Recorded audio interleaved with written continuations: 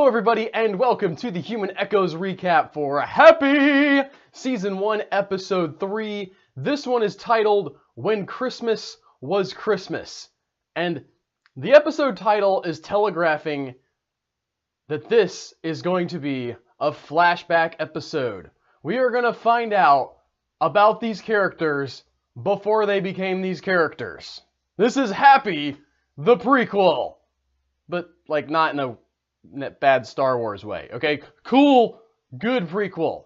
And we start right off with Happy and Nick bickering in the car together. Nick saying, "You're annoying, I can't believe anybody can stand you. Haley must have sent you off just because she didn't like you anymore." Just being Nick to Happy, because Happy's been being Happy to Nick. And, Happy says something, I don't remember exactly the line, but essentially like, "Who hurt you? Why are you like this?" And we get a flashback to the Nick from the picture, right? The Nick that Haley thinks that he is. Old cop Nick, old heroic Nick. In fact, I wrote down in my notes here, Hero Nick, because that's what this guy is. We're dealing with a much less jaded person. Now, the world, I would argue, is still pretty crappy in this earlier timeline. It's not like things have become bad in the world, but Nick has not seen them yet at this point. And he's beaten down the door of this guy who's been beating his girlfriend. There's been like 2 or 3 complaints, and this guy keeps getting off because he's a big hotshot lawyer for some gang members or something. We don't get like a lot of specifics, and that may come up later on plot-wise, or maybe not. Who knows? But in some way, this guy feels like he's protected, and Nick is not having it. Nick doesn't want to play the game. He doesn't want to stay inside the lines of what is expected of him as a cop, or what's expected of him by the gang members. And really, it's not like he's a whole different character, right? He's still willing to use violence to solve his problems, and pretty good at it, all right? Still not cool with following orders or, following along with the order of things anyway. But he's less selfish in this earlier iteration of himself. He's less focused in on himself, and he's more about the idea that he can help people. And we intercut with some stuff where Happy is trying to give Nick a description of the Santa. Nick goes to a sketch artist to get a sketch of what Santa looks like. I mean, I knew where the scene was going before they ended up at the end of the scene. And it makes me, it's possible it's just filler, right? I mean, we're kind of punctuating between these sort of flashbacks with these sort of modern day things as Nick is doing the investigation, because you don't want to stop the whole story just to go back and tell everybody else's story. But I wonder if we're going to see this sketch artist again. It seems like we gave him a pretty significant scene that didn't have to be there, right? Nick could have just made the logical jump or already known about this weird Santa bar that has Santa themed strippers. So I don't know that this had to be here for the purposes of getting to that point in the story, but maybe we're introducing this character for later. But we do get a sketch of what grungy Santa looks like. He looks like grungy Santa. Real ugly. Flashback again. And as I mentioned earlier, Nick in the past, even though he is a hero in some senses, is very much not a good guy. He's still got a lot of problems, and we see him cheating on his wife with his partner. And the part of this that's interesting to me is not so much the fact that he's cheating, but the fact that the woman he's cheating with still can't get through to him. That there's a communication gap there, that he's just incapable of that kind of communicational intimacy, let's say. He's perfectly fine with just going around and doing whatever with this woman, but he's not opening up to her. And they talk about that later in the episode too, when these two women are together in the same scene. Meredith and Amanda both think that the other one knew Nick better and realize that they actually, neither one of them knew him well at all. And speaking of which, Amanda and Meredith, that's Haley's mom's name, by the way, Amanda, I looked it up, they are working together finally. And I love the beginning of the scene is really cool because it's kind of a head fake where Meredith has Amanda in handcuffs because she assaulted her in the last episode because she was mad because she wasn't going to help her daughter, and also probably some pent-up stuff about when she cheated with her husband. All right. That stuff is there, and it makes sense that she would get arrested for punching out a police officer, but it's Meredith's way of getting her off to herself, all right? Somewhat asserting control over the situation as well. I mean, literally, like, she can assert control over the situation, but she's not going to throw the book at Amanda. She is there to help her, and she brings out these folders of the other similar cases that have happened where kids have been taken and Christmas cards have been sent, not asking for ransom, not like telling them to do anything to get the kid back, just sort of taunting the parents.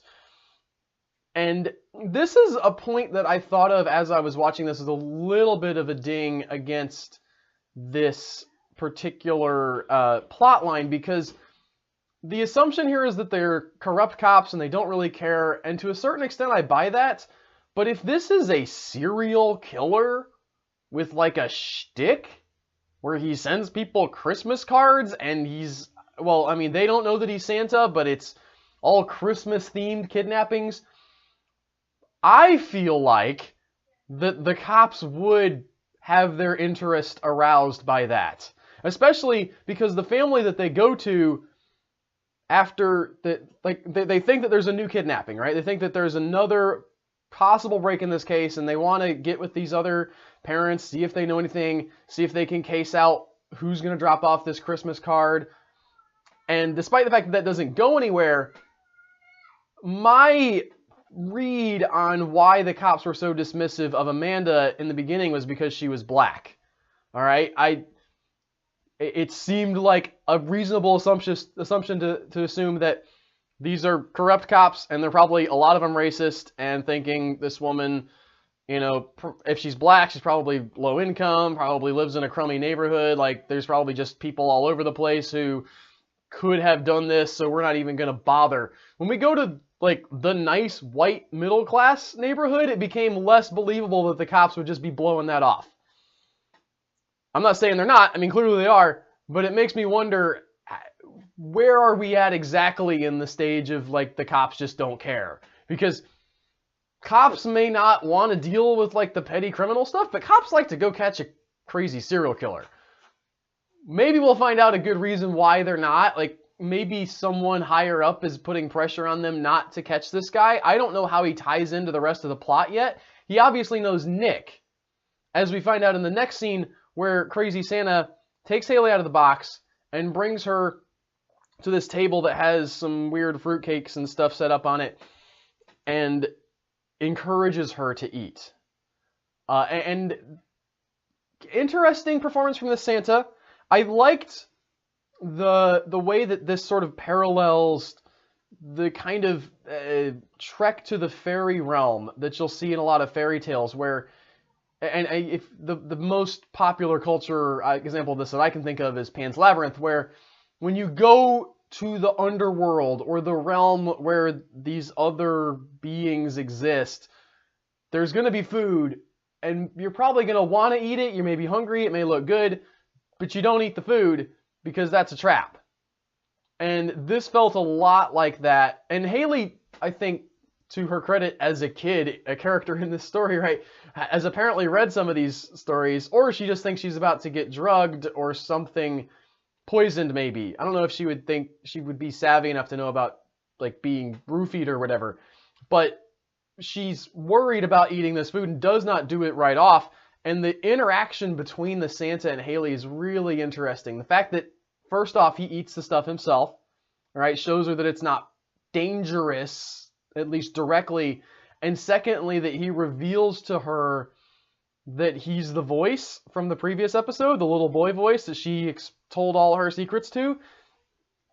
I thought that that was some really brilliant tactical work from a perspective of he needs to get her to eat this stuff. How does he break her down to do it? And seeing how he did that, I thought was really interesting and believable. Again, a crazy character, but apparently a smart character. And he gets her to take this hallucinogen and goes with her into the world of the snow globe. I don't know how all this works with the possibly... We mentioned... The first episode talked about some monsters or demons or something that ran the world. That was the gangster kid's big revelation that he was horrified by. And we haven't seen direct evidence of anything like that yet. I don't know. Happy's the most supernatural thing that we've got in the show. And he is legitimately supernatural, but I don't know when or if that's going to turn out to be uncovered. It's possible he's being metaphorical in episode 1. I took him literally, okay? But it's possible that there are legit demons and monsters that are above humans or whatever, and it's possible that it's just bad people doing real bad stuff, and this guy couldn't handle how bad it was. I feel like I want to go with the earlier literal interpretation, but I'm still waiting. The way that this is shot, though, with them walking into the snow globe, I don't know what that's supposed to signify. I don't know if that's just them tripping, or if there's some kind of literal, like, you can eat some weird, like, drugged Christmas brownies and teleport places inside of a snow globe. I don't know, okay? We'll just have to keep watching, and I'm going to keep watching because I'm digging all this. Nick, of course, continues running down the lead on this Santa. All right, he goes to the Santa stripper bar. He gets, from this older, washed-up stripper, the tale of the department store Santa that was real bad. All right, they don't go into specifics, but she talks about how all the elves, and the implication is that she was one of the elves, had enough of this Santa and his creepy ways and hung him in the department store. But this Santa had a kid. And that Santa is apparently the one that we're dealing with in our story here. In the meantime, from that, we get several flashbacks, again, back to Nick and this abusive boyfriend situation. And this is one of the roughest things that I may have seen. Like, I'm trying to think, probably some Game of Thrones stuff surpasses this a little bit, but as far as not even on-screen violence, because there's all this real violence that's happening in the show, and it's sort of the gory, over-the-top, you see it happen, and, like, maybe you, like, go, yeah, Nick, punch that guy, and those kind of violences. But when Nick gets here, he doesn't get to see the actual act of violence. He just sees the aftermath of this guy who has killed his girlfriend and killed their baby in a microwave. Yowza. I mean, that is one heck of an inciting incident for your character, for him to just, like, the rottenness of the world on display there in this one situation is so awful. And the fact that they follow it up with Nick, I don't know what, this is just a bad decision, okay? He's making a snack and he pops popcorn in a microwave at home. From a character perspective, I want to say, Nick, why would you ever just even own a microwave after this? I would not. I would make everything on the stove. I'm a pretty good cook. I can handle it. I'll have toaster pastries and stuff that I can make in a pan, and that's it. Because microwaves are done for me for this point. But no, apparently he's decided to not only not throw his microwave out the window, but also to use it to pop popcorn. And while that decision might not make a lot of sense to me from a pure character perspective, holy cow, was that just the most disturbing popcorn popping that I'm ever going to see. I mean, watching the popcorn pop in the microwave and watching Nick watch it, right? Knowing what that represents, knowing what that is going through his head and is going through your head, because you don't see it, right? Like, the front of the microwave just all covered with blood. There's no, like, details that we get. And we don't know for sure that Nick has a lot of details of exactly how everything, but his mind is making it up, and every pop, pop, pop, pop, pop of that popcorn is just like a hammer driving a nail into his soul. Meanwhile, his wife is about to tell him that she's pregnant with their child, and you can tell she kind of maybe suspects that there's something going on between Nick and Meredith, but she's either, I would say she's probably resigned herself to, I know who this man is, like, yeah, it's not what I want, but I do need a dad for this baby that I'm about to have. And she tries to have this conversation with him, and he is so wrecked from this situation that he's dealt with earlier in the day that he cannot take it. And I thought that it was a great, like, I thought it was important that he assumes that she's speaking hypothetically. I don't know. There's a part of me that thinks maybe he should have gotten what she was saying, but I think Nick is in a place here where we can forgive him for just not even wanting to contemplate that, because the very idea of bringing a child into the world after he's seen what he's seen, after he's seen this horrifying imagery and all of this, like, just the depravity of the world that he cannot fix, I think that he's in a place where we can forgive that. And I really thought this scene was effective. And the way that they shoot this transition from Nick inside with Amanda to outside with, like, in present day was really interesting, because it's a I'm getting a little bit nerdy here, but it's telling us visually that this is how he got here. He came through this door of walking out on his wife, and this is where he ended up. It's like it's almost physical. In fact, I had to rewind the first time I watched this, because I was like, wait a minute, was he being attacked by Santa in the past? Because the way, again, you shoot the inside, he's opening the door, and then you get outside of the bar, and he's opening the door and walking out. And the visual language there is exactly the same as if he was just walking from one space to another space, you know, interior to exterior shot. I thought that was amazing, and he has the fight with Santa, loses the fight with Santa. Santa can see happy. I've been calling him Meth Santa in my notes, by the way. I haven't actually used that, but I'm thinking of this guy as Meth Santa. And that's the only reason I can think of that this guy might have been able to beat Nick. Because Nick is strong with the violence force. And the fact that this guy is able to beat him, I think, must mean that he's on something that is giving him no pain and all adrenaline. And I don't know a lot about drugs. But he's also on whatever thing he took with Haley, because somehow through that he can see Nick. And the next week on, I haven't talked about these a lot, because there hasn't been, it's just sort of been a little bit generic on the next week on. It's like, yeah, Nick is still crotchety and they're still looking for Haley. This guy eating happy? I need to see that. I need that to be a part of my life now or next week. You know, when it airs is fine, but yeesh. That's a dark turn. And speaking of dark turns, I didn't go into this, and I don't know how it plays in. I don't know where this goes, but the fact that Amanda and Meredith go to interview this couple, right? And speaking of things that are a little bit unbelievable from a character perspective, the fact that Amanda's up in the bathroom sort of drying her eyes, and she rips the back of a closet out to find a noise that she hears in the attic is... I would not do that, okay? Probably not, but the discovery here that this couple has kept their daughter as like some kind of animal in the attic and has lied to the police to cover it up. First of all, not a great lie. I guess the fact that like they walled over the closet, they thought maybe that would work for them, but it seems like you get caught if you call the police and tell them your kid's missing and she is in the attic.